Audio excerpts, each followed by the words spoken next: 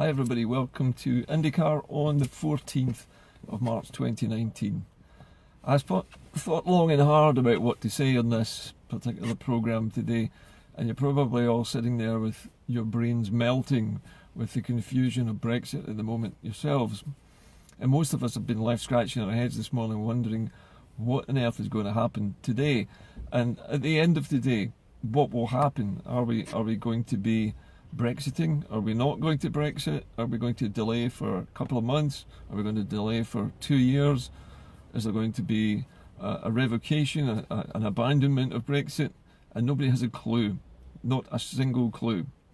But what is being talked about today from Mrs May's side is the idea of putting her Brexit deal for the third time of asking before the House of Commons to be voted on yet again. But this time the options have shrunk down to virtually nothing now. It's either Mrs May's deal or there is nothing else, because nobody else has thought in 2 whole bloody years, pardon my French, but in 2 whole years the Labour Party has sat on its backside and done absolutely nothing to propose another deal that people could actually get behind as an alternative to this Tory policy.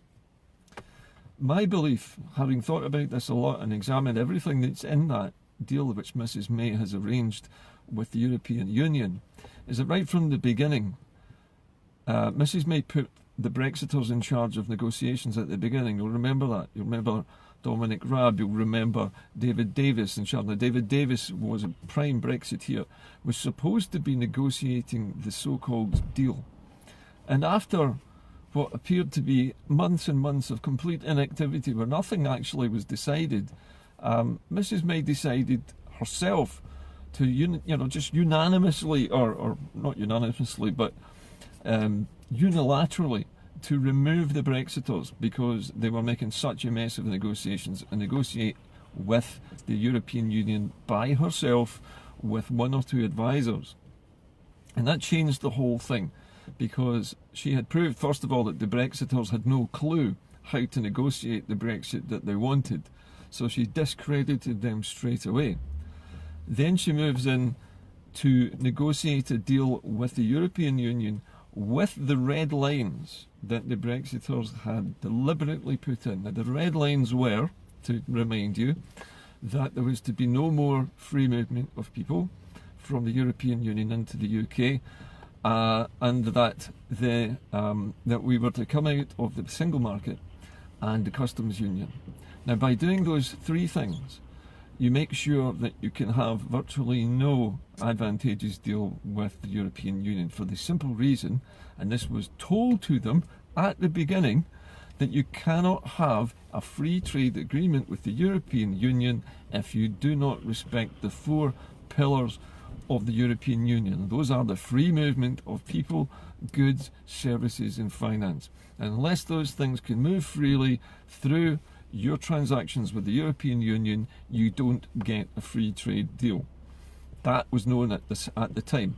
The European Union and Mrs May sat down with those red lines and tried to work out what a pothole could be negotiated around those known red lines, where they knew that it would produce a deal which would be completely unacceptable to everybody. They produced the deal, shake hands on it, and the European Union seals the envelope and says that cannot be renegotiated. And for good measure, they put in the Article 50, they put in the Northern Ireland backstop. Now, the Northern Ireland backstop is the spoiler. It's the spoiler that prevents the DUP from getting what they want, and it secures the European frontier against smuggling and cheating by the UK, if that were ever to happen, and it makes sure that there's no wall across the island of Ireland. So all of that put in place proves beyond measure to everybody, when it was voted on the first time, that such a Brexit deal cannot work. It's impossible to square the circle. You cannot take 4 countries out of the European Union simultaneously whilst trying to hold some kind of border along one frontier of an occupied territory in somebody else's country, i.e. Ireland, where you hold 6 counties of that. and in the past there has been violence for 50 years because of it. That cannot be upset. That's a given. They knew that from the beginning, that the Northern Ireland issue would be intractable, and yet it still went ahead. And yet Corbyn sat on his hands. The Labour Party did nothing for 2 years. Why did they do nothing? Because they knew it was going to crash and burn, and they wanted to play party politics and make sure that May's government discredited itself and force a general election so that Corbyn could get into office. So in Westminster, the two major parties, one of them is trying to prove to its Brexiters that Brexit is impossible, which they've done very successfully. And in the meantime, the Labour Party is sitting back hoping that Tories would fail, in fact knowing that they would fail, and then wanting to move in for the kill and play party politics with it, having never done a thing themselves to actually sort out the mess of Brexit and the chaos that it was going to cause. So because of this bubble of activity in Westminster has nothing at all to do with the rest of the population. It's game playing between the major parties of the UK. The Tory party is playing games internally with its own Brexiteers, trying to disprove that they could ever have a successful Brexit, but having already had a vote in public and asked the public to vote on Brexit, the public said yes to Brexit. The Tories can't deny them Brexit, but what they can do is make Brexit so impossible and unpalatable and prove it to everybody that the whole thing comes to a shuddering, embarrassing, cringe-worthy halt. And that's where we're at the moment. We're at the last chance saloon.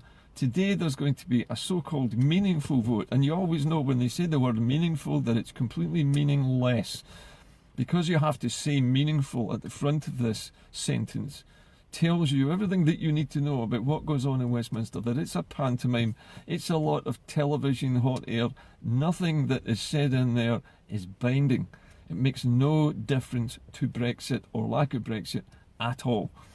What does make a difference is the fact that the no-deal Brexit has to be legislated against. In other words, the UK has to come up with legislation, with a law, which says that there is going to be a new negotiation, or that Article 50 is going to be suspended, delayed, revoked, or some other thing that will stop the Brexit process in order to let people draw breath and think for a moment about what to do next.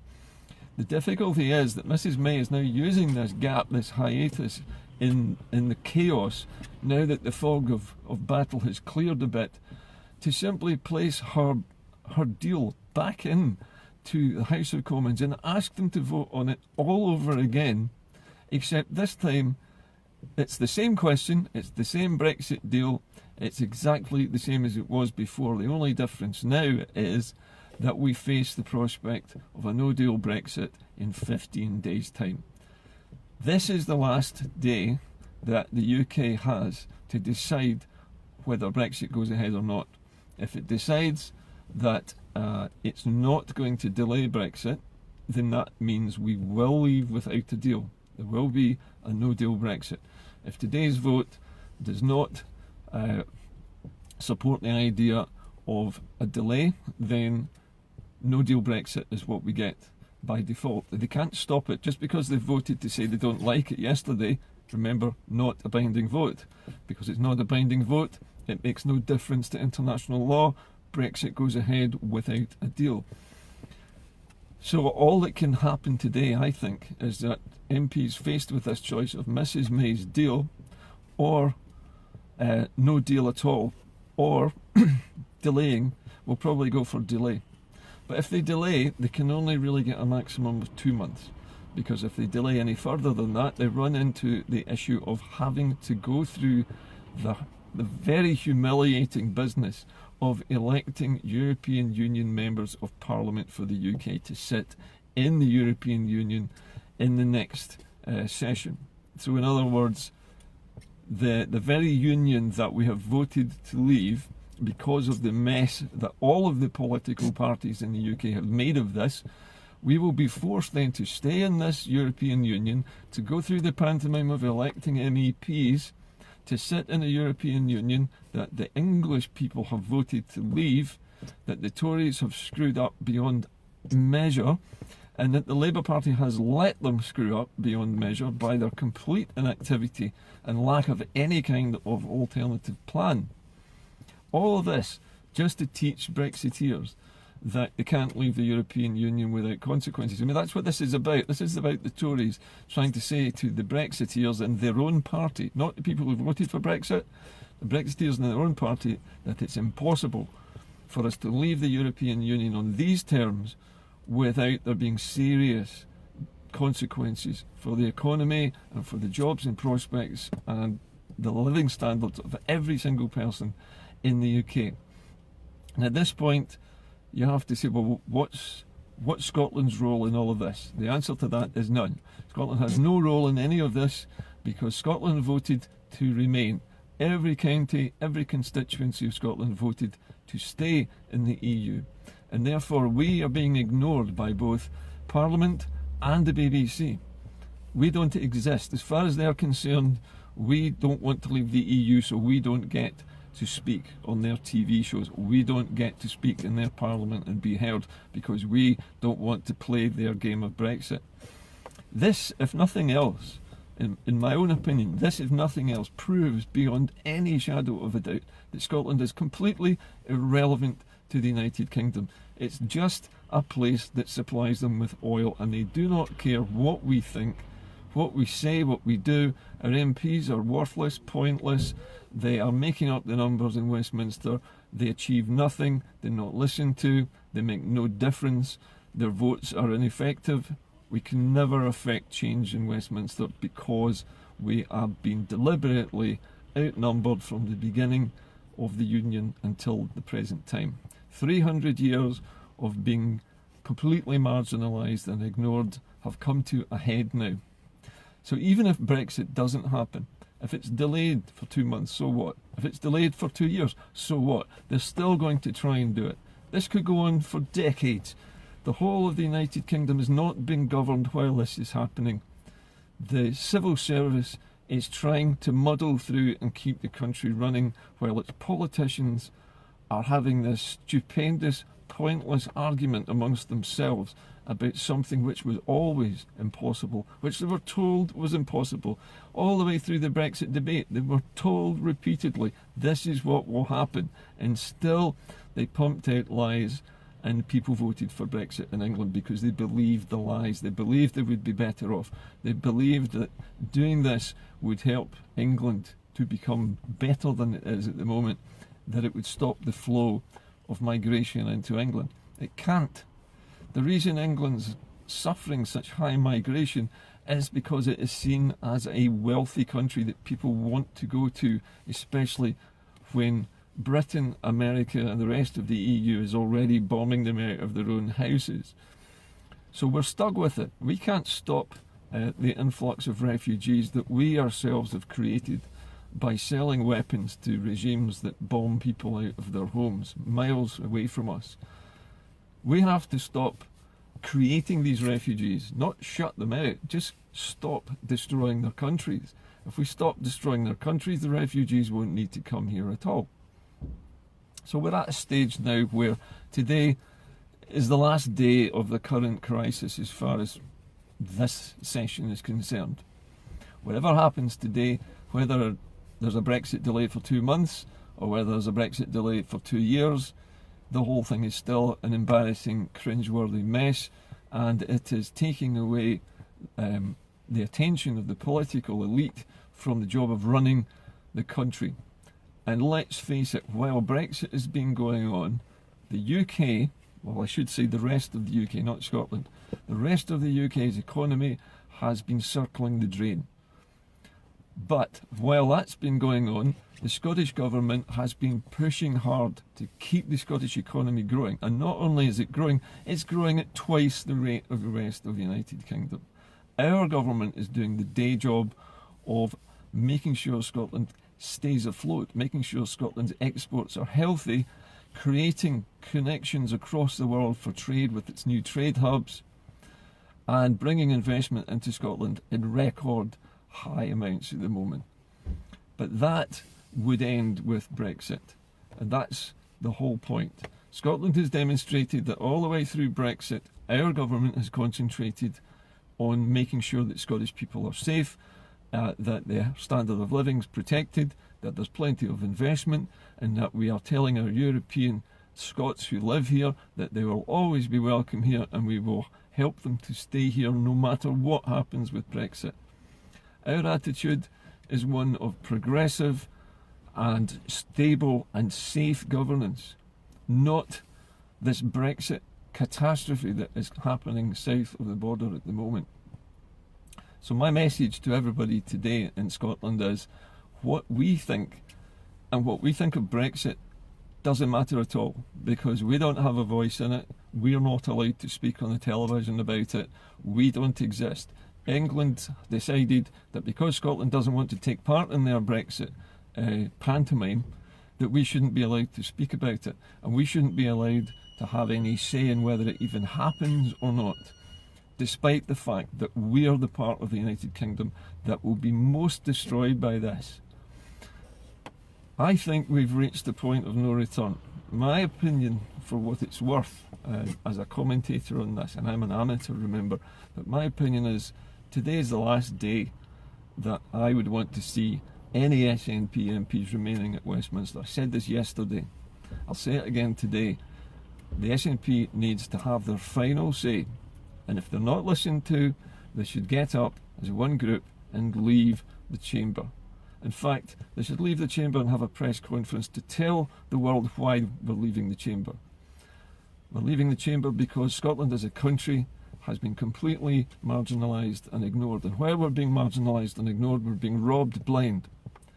There are trillions of pounds worth of oil in the North Sea which is being removed offshore as we speak into ships and being sold abroad without ever passing through a pipeline to Scotland. And all of that money is being used to try and support an English economy which is 80% based on services and only 20% based on manufacturing and exporting. Once we leave and we take that oil revenue with us, how is the English government going to support itself? It's going to have to invest, it's going to have to manufacture, it's going to have to export.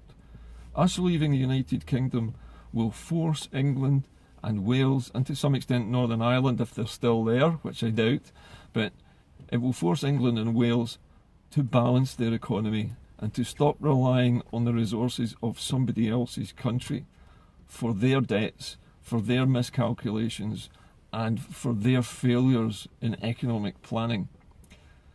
Margaret Thatcher tried to construct a country which was based entirely on banking and services in the 1980s. That's why she destroyed Scottish industries, and that's why they concreted over the pits, so they could never be used again. She wanted to make sure Scotland could not rise from the ashes and rebuild its manufacturing and exporting sectors. She failed. She might have closed these things down, but she failed. We created new industries, we created new exports. Scotland has risen from the ashes and it's ready now to be independent, and it has almost all of the pieces in place to do that.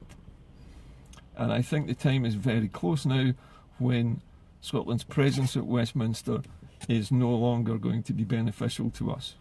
In fact, that point is pretty much today, I think. If not today, it'll be tomorrow. Because whatever happens now with Brexit, if it kicked down the road another 2 months, another 2 years, we now know what to expect. We expect to see paroxysms of indecision and dithering, of infighting and party politicking. Meanwhile, the economy circles the drain ever closer to falling down that plug hole. And that's really the point where independence becomes not just something desirable, but it becomes the only option for us. Because we cannot let our economy and our industries be destroyed for a second time by a Tory government with stupid ideological differences that are splitting their party, but at the same time destroying our country and destroying our industries. Why should we pay the price for Tory splits and indecisiveness? It's not our fault. We've done nothing to provoke Brexit, nothing at all. We have said at every cut and turn that we don't want to leave Europe. We're quite happy where we are, and we're going to stay here. Somebody said to me this morning in a post, which I thought was telling, is what would happen if Scotland just refused the Brexit? What would happen if we just said, no, we're not going to do it. We're going to keep trading with Europe, and we're going to open our trade hubs, and we're not going to permit any customs checks for European goods coming in and out of our ports. We're going to open our ports and our airports to the whole of Europe, and we're going to declare ourselves Europeans, and we're not going to obey London anymore. What could the British government do? What are they going to do? Somebody said, what are they going to do? Phone the police. And that, joking apart, is where we're at. We're at a point where we have to say to the rest of Great Britain, this is your problem, we didn't make it. Even our own Scottish Secretary, that weasel, that little fluffy ball of indecisive whatever, right? This man who's an excuse for a Scottish Secretary doesn't stand up for Scotland. Last night, he abstained from voting on his own party's motion. He was so scared that he couldn't actually make a decision in the best interests of Scotland or anybody else. He couldn't even support his own Prime Minister, and he couldn't decide whether he should support the status quo. He didn't know what he was doing. He's completely useless. But this is what we have representing us, is this little ball of fluff who sits on the fence biting his nails, hoping to jump whenever Theresa May says jump. How high shall I jump, Theresa? He is a nasty, weaselly little social climber. He has absolutely nothing to do with Scotland's interests whatsoever, other than a very tiny, slight, mild Scottish accent, which I'm pretty sure he's going to try and lose in his journey to full Anglophobia, or sorry, Anglification, beg your pardon. However, I'm getting away from the point because I'm angry today. This is the cut-off date. I may even stop broadcasting about Brexit after this, because whatever I say and whatever anyone else in Scotland says, it's not going to be listened to anyway. Apart from you guys out there, nobody else is going to listen to this. But Scotland needs to now just say, no, we're not going to do it. You Brexit if you like, we're staying right where we are. And what are you going to do about it? You're going to take us to court? Well, bring it on, come on. You've taken us to court a couple of times already over things, and it's done us no harm whatsoever. It doesn't stop us doing what we want to do. So take us to court. Why should we do what you say? You've never had our interests at heart. You've done nothing for Scotland. You're not listening to us. You don't care what we think. What we voted for doesn't matter. Our democracy is meaningless to you. So I think we should go. I think we should just tell them that we are not Brexiting no matter what happens in London. Bye for now.